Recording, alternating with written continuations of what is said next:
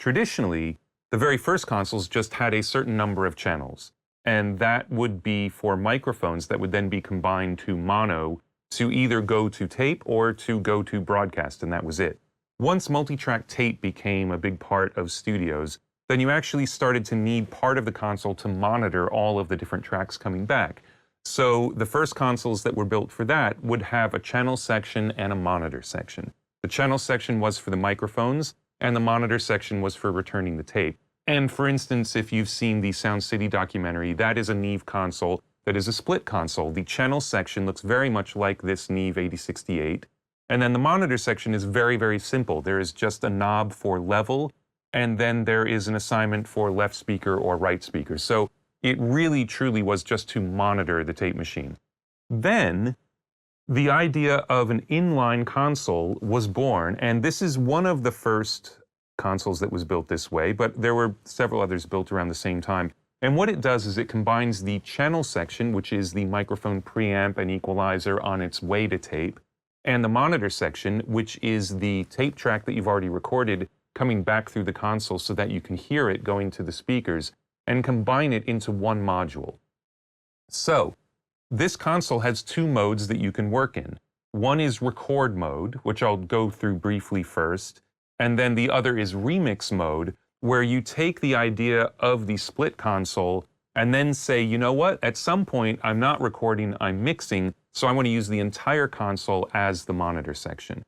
All right, so in record mode, this module here is basically split in half. The way it works is the channel side is the microphone preamp through the equalizer, and then that comes down to the fader at the bottom. That fader feeds 4 aux sends here, which I'm going to talk about in a little more detail when we go into the remix mode, because I'll talk about everything on the console. And then this fader also feeds the multitrack buses, which are up at the top. And this console was built with 16 multitrack buses, because 16-track tape machines were the new standard when this console was designed. 24-track tape obviously came later. Now the Neve 88 RSs will have 48 buses, plus multiple stereo buses, things like that. But when this was built, 16 tracks was kind of state-of-the-art. So that's the channel side of things. Then the tape machine return would come through the line input, which has a trim right here, sort of like a MkII, but for line input.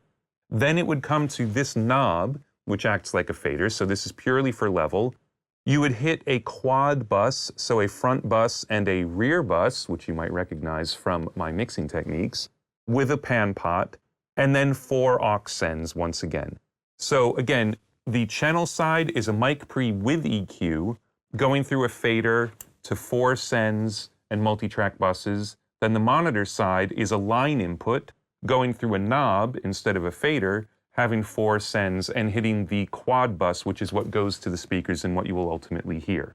When you go into remix mode, what you're doing is you're combining the channel section and the monitor section so that there's one input that can be either microphone or line level, it doesn't matter which, and that goes through the EQ, the fader, all 8 sends, all 16 multitrack buses, and the quad bus. It goes absolutely everywhere, and I'm going to walk you through the entire channel so you see what these things are.